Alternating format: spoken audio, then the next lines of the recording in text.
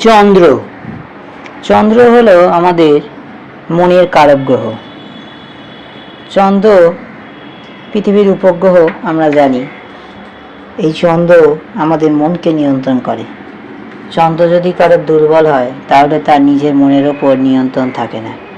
এবং চন্দ্র আরেকটি বিষয় নিয়ন্ত্রণ করে, তা হলো সুন্দরতা। চন্দ্র যাদের খুব উচ্চে বা উচ্চ রাশি তাদের দেখতে খুব সুন্দর হয়।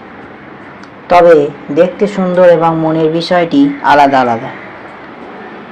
চন্দ্রের বিভিন্ন অবস্থান অনুযায়ী এর তফাৎ হয়ে থাকে। চন্দ্র আমাদের মনকে সর্বদা নিয়ন্ত্রণ করে।